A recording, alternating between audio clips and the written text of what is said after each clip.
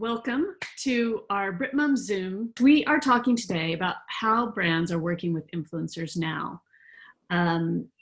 Obviously, the last few months have been very volatile. A lot has changed. COVID-19, lockdown, Black Lives Matter, they really made us think about how we're moving through the world and how we do our work.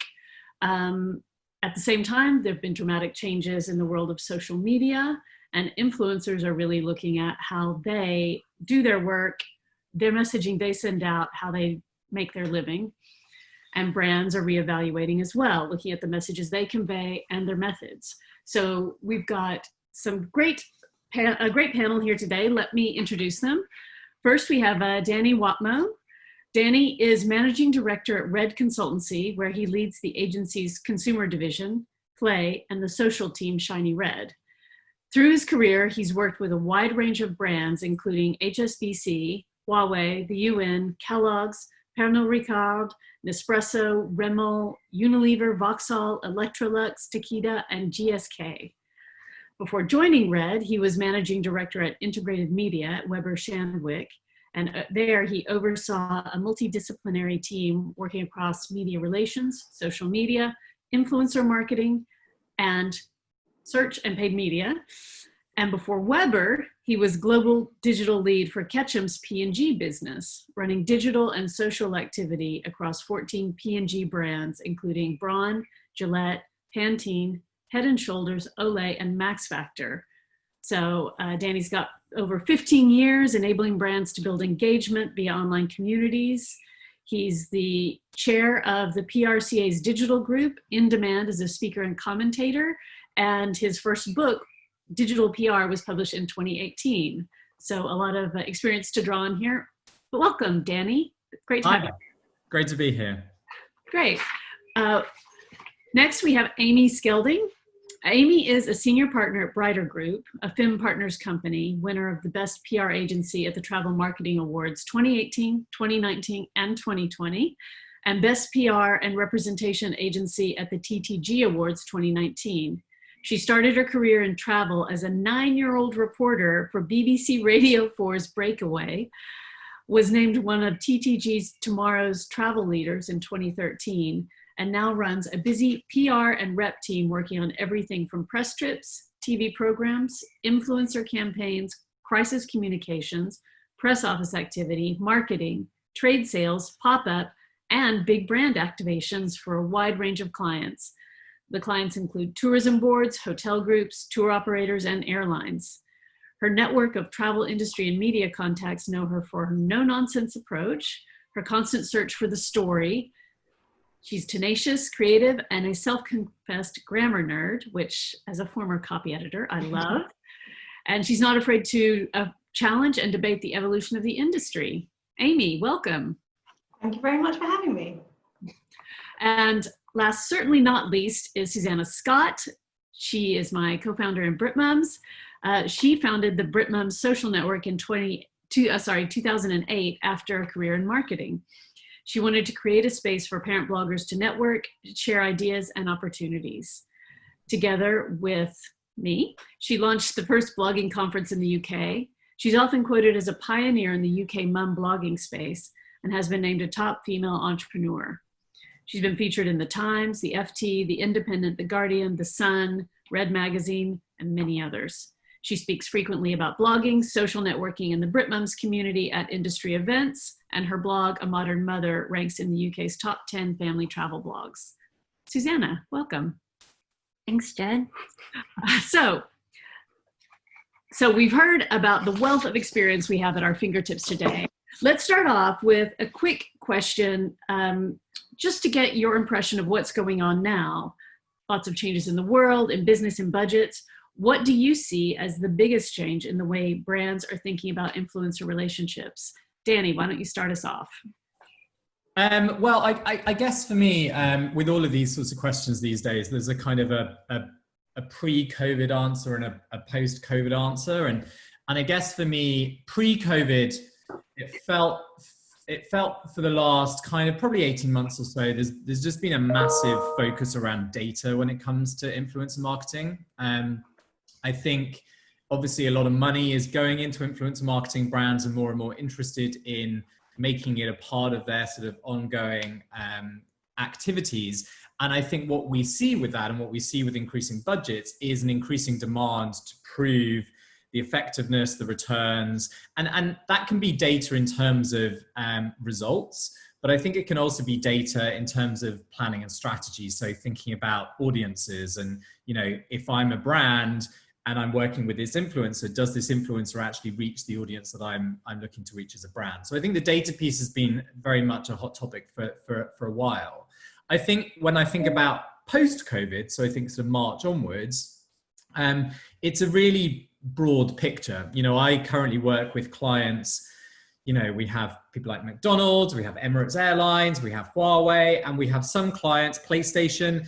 Some clients like PlayStation, lockdown has been the best thing ever because, you have more and more people playing video games than ever before. McDonald's and Emirates have no planes flying and no restaurants open for the first time in their brand's history. So from a brand perspective, we've got a lot of brands rethinking marketing plans, either cutting them up and cancelling projects left, right, and center, or if you're PlayStation, doubling down and thinking about how we can actually reinvent what we're doing. And I think influencer marketing has played a really interesting role within that, because whilst certain marketing disciplines think about billboards on the street, clearly are not functioning during lockdown in the way they were before. Whereas I think things like influencer marketing, with the absolute consumers have flocked to Instagram and TikTok, and usage of those platforms have massively soared in the last couple of months. I think it actually puts influencer marketing into quite an interesting space for brands. So we have definitely seen brands shifting money and marketing spend out of certain activities and actually putting it into influencer marketing during this period. So I think that's been very interesting. And as we come out of lockdown, hopefully, depending on how that looks, I suspect we may see more brands continuing to further that investment in influencer marketing, as long as they can then prove the data piece, which is, the bit that we were sort of talking about before as well. All right. Really interesting. Amy. I agree with what Danny's saying, really. I mean, something that Jeremy Jauncey of Beautiful Destinations said was that what we all should be looking at very early on as we were looking down, is people spending our time and money where people are spending their time. So, it was an obvious choice to do more influencer in marketing, except in travel it made it really tricky because no one could go anywhere.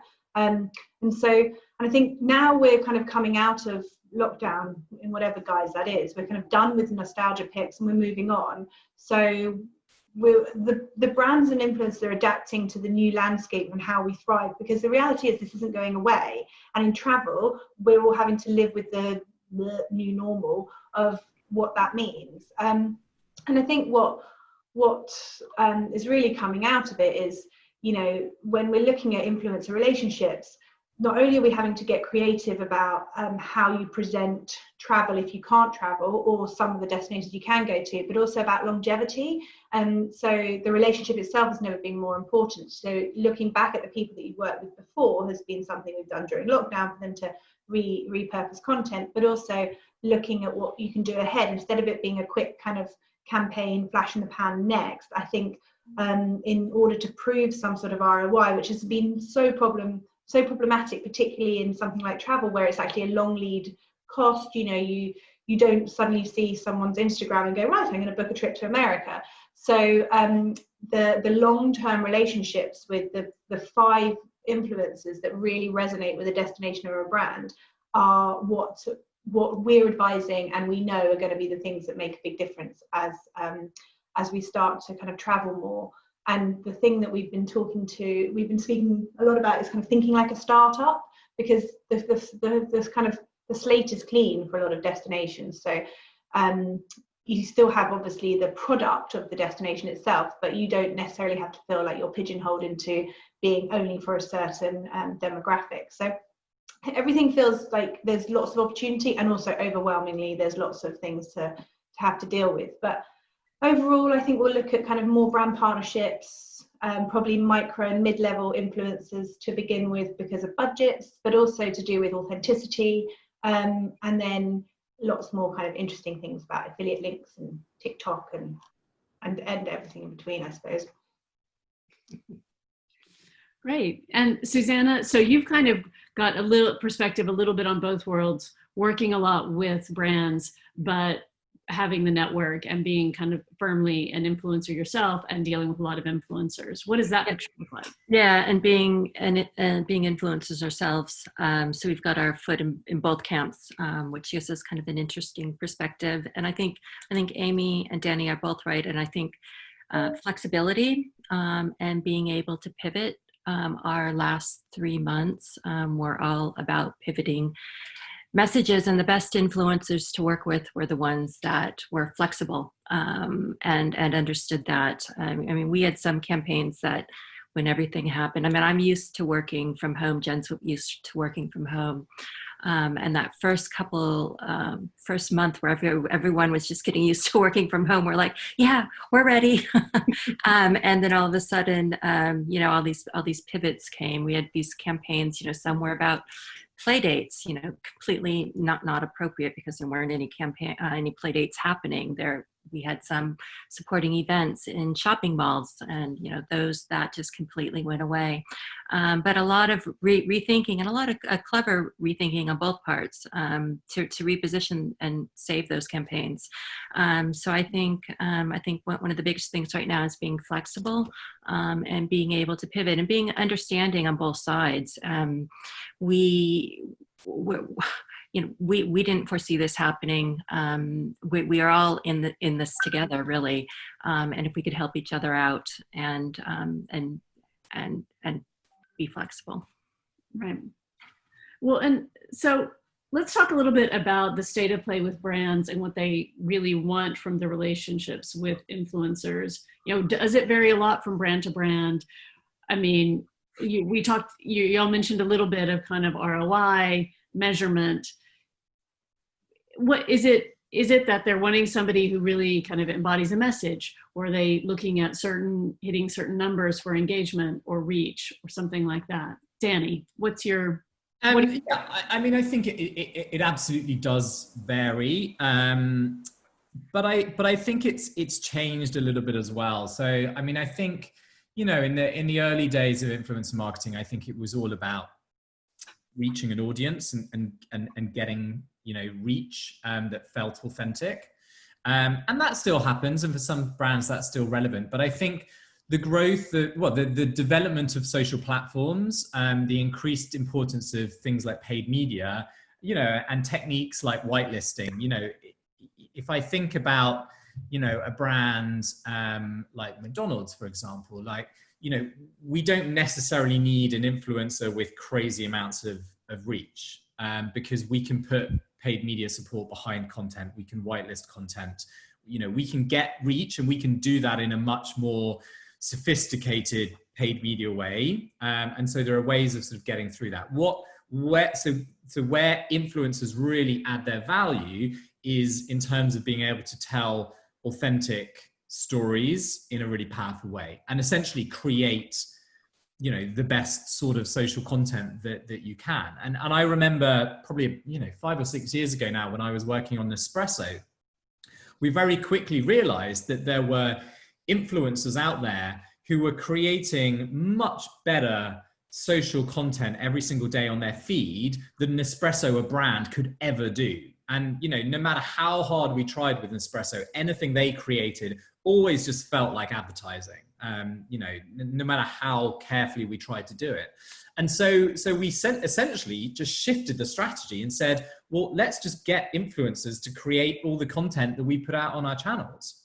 And we essentially pivoted from using influencers to get reach through their own channels to a place where actually we were almost using them as just amazing social content creators. And obviously we're using their own channels as well. So I think there has been a shift, but for me, the one thing that stands influencers out above and beyond anything else is the fact that they can create content that just speaks so directly to the audience that they are looking to speak to every single day. And that's something that is very, some brands can replicate it, but very few brands can replicate that in a truly authentic way. And that, for me, is still where influencers really just come into their own. You mentioned this term whitelisting. Can you explain a bit to everyone what that means? Sure. So whitelisting is essentially where an influencer creates a piece of content on their channel, usually in partnership with a brand. And the brand will say, usually as part of that sort of contracting process, will say, actually, what we'd like to do is we'd like to put, £5,000 worth of paid media behind your post to push it out to an even bigger audience. And in the past, it was a little bit clunky. You kind of had to basically give that money to the influencer and always get them to boost the content themselves. What we can now do is something called whitelisting, and essentially it's a little technique or a little feature in the back end of Facebook and Instagram and various other platforms now, where Facebook will essentially connect the advertising accounts that the brand has with the influencer's channel, and allow the brand to directly put paid media advertising behind that influencer's piece of content. So it sounds quite complex, but it's actually pretty easy. As an influencer, you just give the brand permission to do it, and then the brand will just place the media as it would if the piece of content was something they were putting out themselves. And it's a great thing for brands because it allows them to say, look, we've invested in an amazing piece of content from this influencer. Actually, we just want this to go to an even bigger audience. And hopefully that's a good thing for the influencer as well, because actually it's potentially getting them in front of new people and getting them in front of a new audience too. So more of a kind of connected in both ways, advantageous in both ways kind of relationship. Yeah, absolutely. So Amy, what are your thoughts? It's kind of like what brands really want from influencers, how they're looking at measuring that, etc. So I think what we've seen is that brands have become, and I come from a travel sphere, so it's different if you've got a product to sell, because there's a certain kind of evergreen element to that product, and also you can buy it there and then. Whereas in travel, as I said before, there's a longer cycle to purchase, but also if you're a travel influencer, you can't, and you're a destination, you can't keep going back to one. Oh, you probably could in the UK, but going back to the one destination over and over makes you very niche.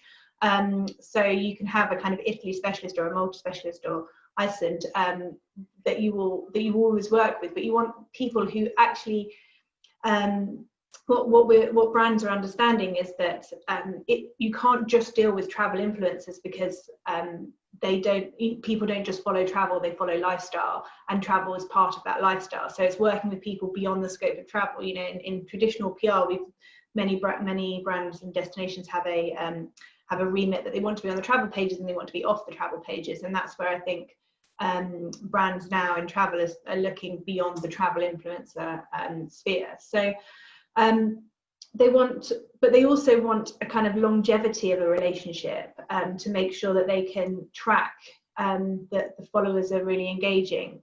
And if you look at, we've done a few kind of quick, short, sharp campaigns. So with Poland, we did a kind of then versus now partnership where we had kind of people taking photographs of them walking their dog in the garden, and then in Poland there's this amazing shot where you're walking dogs down the street. So that was an easy, quick campaign that got a lot of engagement, but actually what they now realize is they need to do something more to harness that initial interest. So that's what we're working a lot with in terms of what brands want with their influencers. And also, there are people out there who specialize in budget, so they're working with hostels on a long-term basis, and they're working on they've got affiliate links just with one hostel brand, and they can then prove, and as we were talking earlier about ROI, they can prove that their followers are purchasing what they're recommending. And I think that's what is starting to become more and more important, is how to prove ROI. And that has always been the issue in PR and the issue in earned social media, that you can't say that someone's definitely booked, particularly in travel. So that's where what we're all working on is actually a kind of a shake-up of what ROI is. So, you know, it used to be likes, comments, link clicks, views, and the data, and you have a data nerd who really wants to mine that data and say, right, well, so many people saw this video and therefore they booked holiday. It just doesn't work like that. So what we're looking at and doing more of at the moment is working with the influencers in the very initial stages of planning to say, okay, how would you have your KPIs? Obviously, we still like them to be a bit punchy, but to kind of really reevaluate the metrics, because the data can be carved up however you like it. So the metrics need to be kind of fairly sound at the beginning, and knowing that this is actually a more of a halo effect, because you can't, you know, years and years ago I once read an article in Wanderlust, I'm talking more than a decade ago, about Cappadocia, and I will go one day, but I just haven't been. I'm just never, that journalist is never going to get the credit when you want reading about Cappadocia, and that poor PR who sent that trip is never going to get that credit. So that's where the kind of the gray area is. Yes, we've just had basically it's that kind of mind share, or that drumbeat of presence, right? Influencers aren't direct marketers. And so we've gotten a comment from Elle: affiliate links only prove ROI if you, the influencer, are the last click. Unless brand also tracks assists, it's not a full picture. And I think we've definitely at BritMums seen that some brands really get it, and some brands kind of think, you know, I'll use an influencer and they are going to drive X number of sales or X number of clicks straight through to this, and then they're going to buy, you know, a huge and it's more than that as well. It's about a brand. It's what Danny was saying about the authentic story, that you can't, as a brand, you cannot do a checklist to say they have kind of styled it in this way, they've done it this way, because they might have bleeped a word, they might have kind of stumbled over something, but they're so honest and earnest that you can't, you can buy it, but you can't really buy it, because that's kind of the point of them. And you can tell when someone has over branded something and they have literally stuck to a checklist, and it sort of hurts. And that's the bit that it's not on a spreadsheet. And I think people are really, you know, marketers are really wising up to it. They're understanding it more, and it will be an education, and, you know, nothing will be perfect. But I think we're getting there. I think lockdown has also been a moment that people are looking at how they carve up their marketing spend. A lot of spend is less, and influencer marketing is easier on some budgets. It's just a leap of faith if you're from a certain background. Yeah, can I pop in there just for a minute to comment on that? And Danny, I think it's all really interesting, that idea that you said, Amy, of kind of the, you know, sometimes you could get a piece of content back. I mean, we've come a long way from, in the very beginning, you would not touch any influencers' content. It would just go out that way. You know, we've gone through, it's norm now to have everything reviewed and given, you know, suggestions, and, you know, messaging, picking influencers that fit with the brand, I think, is a way to do that. But you can get some things back, and it's just, you know, we look at it and we go, this influencer does not talk this way. They do have a few spelling mistakes in, you know, they're going to get this content and they're going to put it out, and their followers are going to say no. But I think that's one thing. And going on from what Danny said, I think authenticity is great, and we've moved that to the level where we could work with the influencers and get the messaging in there and still have it be authentic. The other thing that I've seen come up now is with Black Lives Matter, you know, that whole movement, and intersectional influencers, you know, not just BAME, but also, you know, LGBTQ, special needs, disabilities, you know, giving voices to lesser heard voices. I think that is something that has really come through in the last couple months as well. Yeah, and actually, just to jump in on that one. I think it's really interesting. Also, if you look at, we've noticed this trend around celebrities acting as influencers. So, we no longer have, celebrities no longer have the luxury of, big TV studios over the last couple of months. And so we've seen a lot of celebrities really upping their game in terms of what they're doing on social channels, some good, some less good.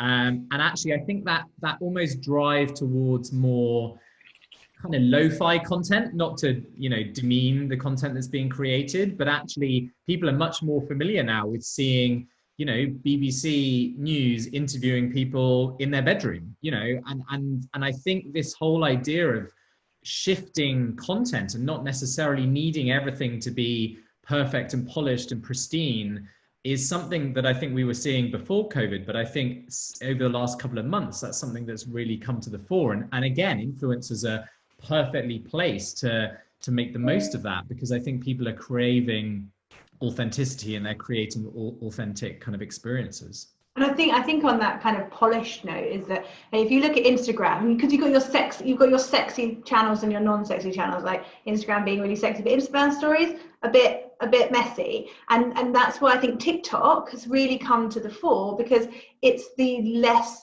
shiny version. You can be a bit silly, and it makes you realize how funny people are. It's like Twitter. You realize how witty people are on Twitter, and then you can see visually how funny people are on TikTok, and it's actually a release from that kind of over stylized, glamorous Instagram presentation of self. And I think the other thing that I would say, that with a lot of influencers, particularly in travel, they were originally bloggers, travel bloggers, and some of them still call themselves travel bloggers. And you can so easily get kind of blinded by the shininess of how pretty Instagram is, but actually the content that's created on that blog has the longevity that you need. Then, and if you've got someone who is a natural SEO writer, so that it's not too kind of, you must go here and over, that's the key to every bit of our campaigns. Majority of the time is it's somewhere to link back to with a proper story, and so I love a nice Instagram post, but I'd like a kind of blog post and maybe even a Pinterest link to it to get some good search, rather than one blog post. Thank you very much. One Instagram post. Thank you very much. Yes, this idea of all the different platforms. We like the BritMums community, and I think probably older people in general, TikTok, or they're waking up to TikTok. And what we're hearing is everyone really likes being on it, because a lot of their other channels on social media are very controlled, and they're very part of this whole, putting forth the same things about you should always use the same filter on your Instagram, and it always has to look the same. And so on TikTok, they can just kind of do whatever, with the sense that no one's really watching, though realizing it can be a valuable channel going forward. And I think each channel plays its own role, a very specific role. And I had an influencer asked me this week. She's only on Instagram, and a lot of our campaigns that we do are multi-platform, because each platform offers something else, the blog posts and Pinterest, SEO, longevity. Instagram is very much, in the now, Twitter, etc., and Facebook.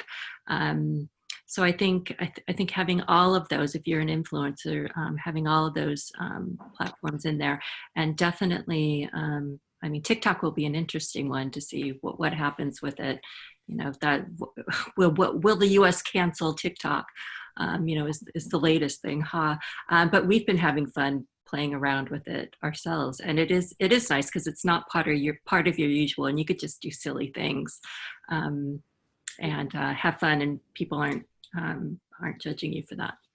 That's where I think brands are starting to wake up to the fact that in travel influencers, if we look specifically at them, travel bloggers, they've been doing this now for a lot of them for over 10 years. So the wealth of knowledge they have is really important. So which is why when you start a kind of campaign or relationship with them, that they have not just skills at kind of writing a blog and posting. They have videography, public speaking, they're real kind of content creators. So you can buy some of what they do into your marketing mix, and they know more about TikTok than a lot of brands do because they're using it every day. And so the opportunity is there for you they're not a freelancer, I get that, but to almost work with them in that kind of way that you think, actually, they can be part of my brand and help you get what you want across. And this is where we're working more closely in a kind of collaborative way rather than a kind of contractual way, to say it at the start of a campaign and at the end of a campaign, and hopefully that work with them for years. Because TikTok is, you know, coming of age, and you've seen the kind of, I don't know, I'm not a great TikToker. Some of my team are bloody amazing and really funny, but you know, you've got the Gen Z types that, you know, they've got this kind of cheeky schoolgirl element to them. But when you see with the Trump rallies and how they're using their voices and what they've been doing with Black Lives Matters and how they've really kind of become more political and worldly wise, I really think it's kind of coming of age in a way that before it was sort of scoffed at. And I don't know if you saw the FT did an article a couple of weeks ago about kind of Zoomers, my new favorite word, and how the kind of TikTok generation are intuitively digital and more anarchic, and there's this energy and optimism in it that it's infectious. So, you know, they're the sexy platform, they're the kind of the one to watch. Exactly. We've gotten some comments of folks basically saying Sarah says, it's great to hear brands are still valuing blog content alongside social media promotion. There's increasing number of social media only campaigns. However, a blog post can continue to gain traction, of course, has that kind of long tail. And as Emma points out, you know, your blog, you actually own it, where your social media feeds, you don't own those. I wanted to ask Danny, what advice do you have for niche and small influencers? And also, you mentioned celebrity influencers. You know, what's the proportion that y'all use? You know, huge faces versus regular folk. Yeah, it's a great question, and I think it's one that, you know, brands do think about a lot, and I think increasingly have, and it relates back to some of the stuff I was talking about earlier. I think when influencer marketing came along, there was this massive focus on follower numbers, and you know, I literally just need to work with the biggest, you know. And I remember when I used to work with P&G, and actually probably more relevant actually with Unilever, we launched All Things Hair, which was this kind of broad beauty kind of platform, YouTube platform. And, you know, we signed up the likes of Zuella on, you know, annual contracts, and like, you know, some of the sums of money that were being paid are just, you know, eye-watering. But it was really interesting to see how that program evolved. And actually, by the time we got to year 5, it was much less about getting the big names with the big followers. It was about actually having the best content creators that we thought could make authentic content, because then we were using, as I was talking about earlier, paid media to get the reach. So we didn't necessarily need to pay the influencer for the reach. We needed to pay the influencer to create the best piece of content. And I think, you know, that is a balance that brands, I think, wrestle with all the time. And yes, sometimes for a particular campaign, it's useful to have a well-known name, a celebrity. You know, if you think about more traditional PR, you know, if you have a celebrity fronting a campaign, you know, you will probably guarantee yourself a certain amount of media coverage just because you have that well-known face. And it's much harder to do that with, you know, somebody who maybe is less well-known. But I think when you're looking at influencer campaigns, increasingly it is actually focusing on those people that can just create really good content. And that's where I think there's a massive opportunity for, you know, smaller niche influencers, especially if you can really carve out that niche for yourself. So if you're really speaking to a very particular audience or focusing around a particular topic, and you kind of stand yourself out, then I think there's a massive opportunity there. And obviously, you know, working with networks like BritMums and you know, we are using networks in that way a lot more. So actually, I'm actually working on potentially working on a campaign for one of our gaming clients at the moment where, you know, we just want to generate lots of content. So actually we'd much prefer to work with lots of smaller niche influencers than just working with one on a kind of lesser amount of content. So I think there are massive opportunities, and I think the opportunities are far greater today than they potentially were, you know, a couple of years ago, which I think should hopefully be quite exciting for people that are working in that kind of space. Yeah, it's really interesting. I would say it's interesting on the gaming front. I'm really waiting for someone to do a kind of gaming campaign aimed at parents to get them playing more with their kids. Yeah, that's really interesting. We should talk. Let's. Following up on that, so if influencers, this is from Maria, a question, if an influencer has not done a lot of brand collaborations, or indeed any, how do you get the attention of brands? Is this, you know, can you be a new story, a new face? Do you need a particular super specific niche to kind of target folks or get their attention? Oh, Susanna. A quick comment on that. I think yes, there are loads of influence. Obviously, we know Maria.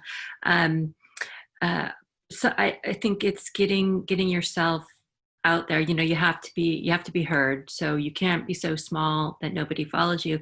But it might just be that one break where you know, somebody notices you and then you get put on a campaign, and then that might raise you.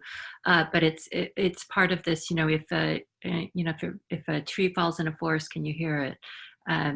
So you just need to get noticed. Do what you can to get noticed.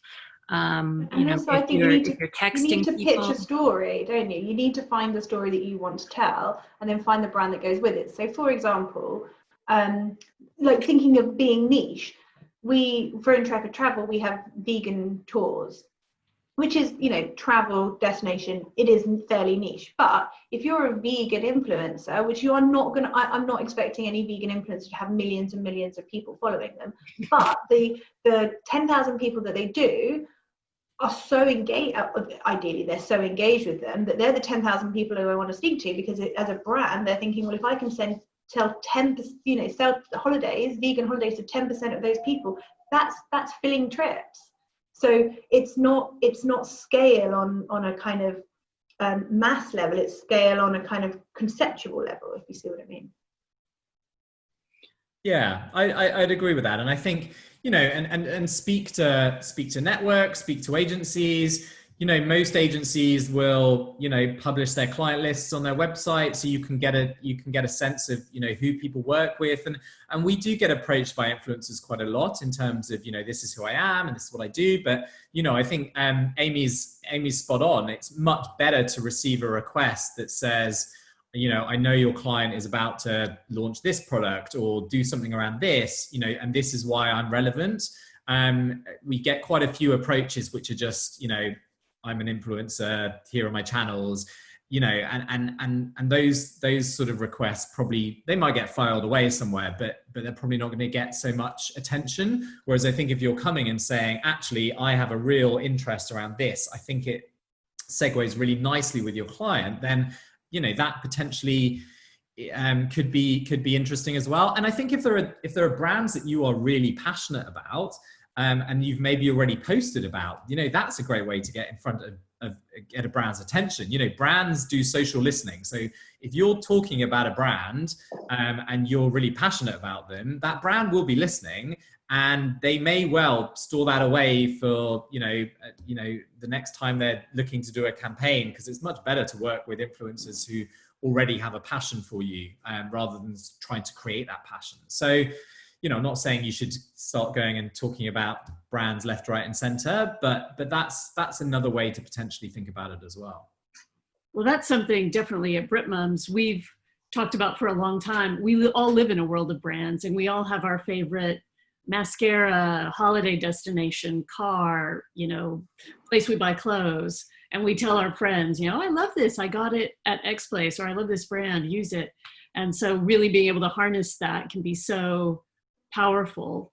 It does bring to mind that these some stories about people doing almost kind of faux ads. We don't really see that much in our community, but it's amusing to read about that, the people pretending to be in brand relationships. I mean, have y'all ever experienced any of that? Not really, no, but I know what you mean. And I think you have to be careful with that kind of stuff because, you know, brands like to be quite controlling over those sorts of things, as I'm sure you guys have all experienced. So yeah, I think you have to be careful there. But I think if it's authentic and you're saying, actually, you know, I use this product every day and I, you know, friggin' love it. And, you know, I just think, you know, you might as well. And if that feels authentic to you and what you're talking about, then you just never know, that might just pique the interest of that brand, you know, further down the line. Mm.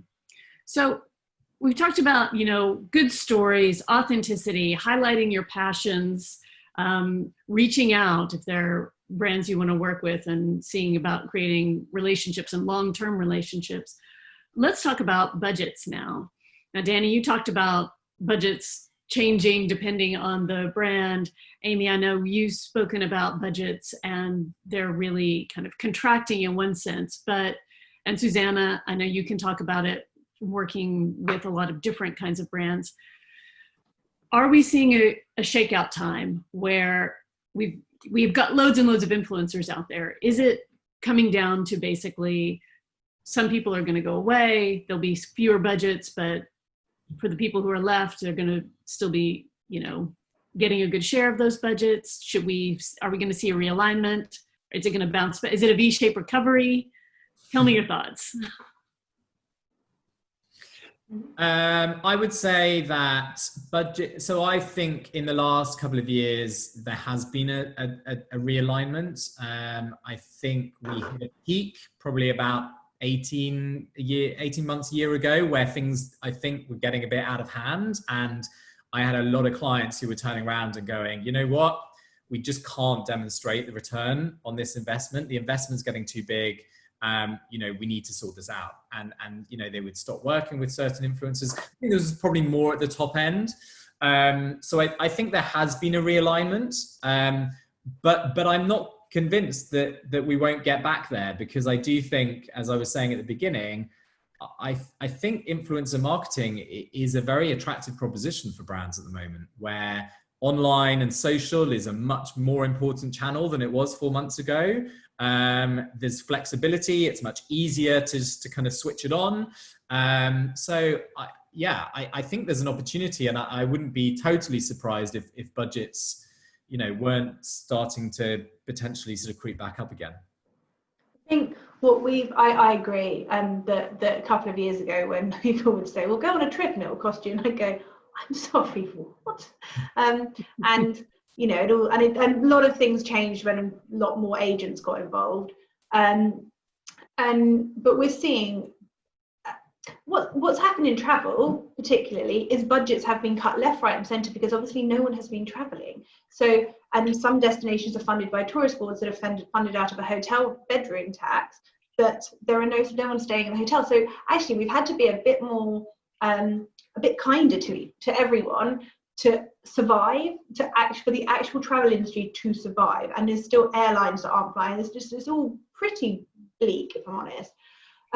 So travel influencers have been a lot more mindful about their fees, and everything's been a bit more negotiable. I saw a stat recently about how kind of fees, influencers cut their fees by around 30%. But I don't see that lasting forever, but everyone might have a little bit of breathing space for a while, because I've had to, you know, and I am straight talking, I have had to say, I don't have the money, this is what I've got, this is, you know, that bit in Bridesmaids, and she's like, please, I'm poor. It's kind of that at the moment, but it won't be like that forever. So I think it's so hard to, but the other thing is that brands, destinations, tour operators, tourist boards, they're all understanding that it's so hard. That's what Danny was saying. It's so hard for them to get it right themselves, to actually not sound like a kind of crass video saying, come on board, that they need content creators to do it on their behalf in a kind of authentic way. So they're carving up the budget differently. Yeah, and I mean, I think budgets have been cut. We, up 30% in some cases, and we have also seen lots of delays on projects. So things that were, very close to happening, talking about things for a year, and all of a sudden, well, it's January 2021. So I want to be bright, but I also want to be realistic and think, right now in the next 6 months, till we see what happens, I think things are going to be a bit, we're just gonna have to be a bit careful. I think I've seen budgets being careful, although, a lot of people would say that this is the time where you absolutely want to invest in types of things. And I am completely convinced, mainly by Danny, of influencers and how, how important they are. Yeah, and I think it's interesting. And I saw Elle's question, how do you know if a brand's just, trying to, get a discount or brands that are actually struggling. And I think it is so sector dependent. And we, across our business, we're working across a lot of sectors, and obviously hospitality, travel, these are sectors that are suffering, and you can see that, you can see that on the news. But there are other sectors that are actually doing pretty well. Like technology has been pretty resilient through this. Obviously, elements of the sort of food and drink market has been quite successful around some of this stuff. So, I think you potentially have to be smart in terms of thinking about, well, maybe this client over here is really struggling and they're probably not going to be doing much for the next 6 months. But actually over here, maybe there's a brand I've worked with in the past who actually are doing pretty well out of this, and maybe there's an opportunity there. So, I think certainly as an agency, that's what we're seeing as well. We've had clients in certain sectors who are cutting our budgets, but we've had clients in some sectors that are increasing their spend. So it's a weird balancing act, and we haven't seen this necessarily before, in recessions where actually everyone seems to be affected pretty much across the board. Whereas actually this does feel quite uneven in the sense that there are some brands that are really struggling. There are some that are actually seeing this as a massive opportunity and holding up pretty nicely. But I mean, who knows? It may all be within 3 months. We're Fin Partners has got lots of different practices. So our healthcare practice, our tech practice, public affairs, they are steaming, and then travel's going, oof, wow, that was pretty rocky 3 months, and I think there's more to come. But I think the point to Al's question is, it almost, maybe not, but it almost implies that there's someone trying to get something out of this, and I think that's where that's not quite above board, and that's, from my perspective, just not the case. We're not trying to kind of squeeze anyone, and I would pay someone what they are, what their, the value. We're all trying to work to a kind of greater good of getting good content and getting people to see what the product that we have. So I don't think there's any kind of malice in having to negotiate, because that's just the reality of today. So we're getting kind of to the end of our time. I don't think we're going to have time to get to all these questions, but perhaps we can shoot a note to our expert panelists and they can email us back and we can share those. Because I wanted to wrap up on a positive note. What can influencers of all sizes do right now to appear more attractive to brands? Is it about sprucing up their sites? Is it about making sure they're across lots of platforms? Is it about the messaging they're doing, their visuals, their video, their kind of overall skills? Susanna, why don't we start with you? I think engagement, definitely. That's what something we haven't totally talked about here is engagement is more and more important. Everybody is measuring it. It used to be that we didn't, but now we have the tools to do that. So work on that. And there's if don't just throw stuff out there, actually work on engagement. And I'd say also work on your different platforms. I do think TikTok is not a Vine, and work on that, because I think that is when you could just have fun on that channel. And I think your investment in working on that will pay off, 6 months, a year down the line. And grab your URL now while you can. Grab your ID.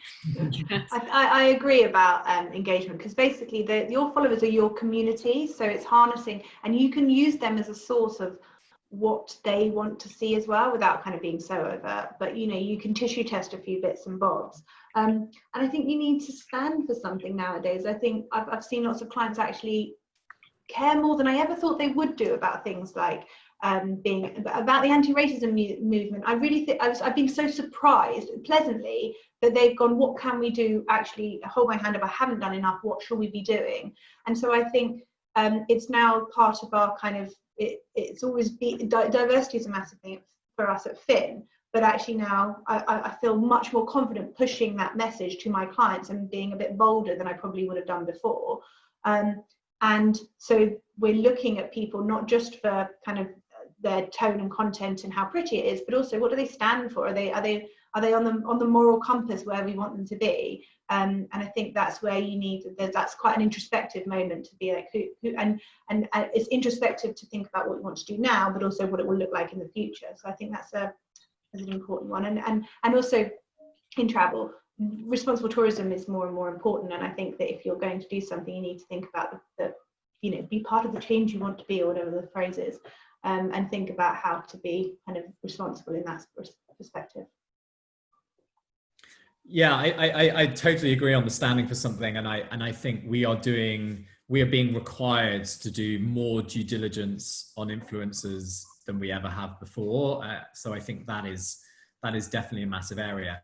I think for me, I agree with everything that's been said. I think I would also say, use this as an opportunity to innovate, and think about doing things differently, creating different types of content. I've seen incredible innovation over the last couple of months with influencers trying new formats. I've got a 3-year-old, and she watches this Zoom call that this influencer that does music lessons for kids does every day, and it's amazing. And like, she wasn't doing that before lockdown. And so I think with all of these challenges we're facing, we're also seeing incredible opportunities to do things differently, to create new audiences, to create new value out of stuff. And ultimately, I think if you're doing that and you're doing stuff that truly adds value to your audience, then if you're doing that properly, brands will notice that, and brands will want to have a conversation with you. Excellent. All positive messages, and the only way is up, perhaps. Hopefully. All right. Well, I want to thank y'all for coming on today and chatting with us. It's been really enlightening and interesting, all these kind of data points and thoughts. Also want to thank everyone who's attended and submitted their stories or questions. Like we said, we will try and get answers for all these, and we'll post them on the wrap-up post, which will also feature a video of this conversation. Once again, Susanna, Danny, Amy, thank you so much. Really appreciate it, and hope to see you again soon. Brilliant. Thank you very much. Thanks, everyone. Bye. Thank you. Bye.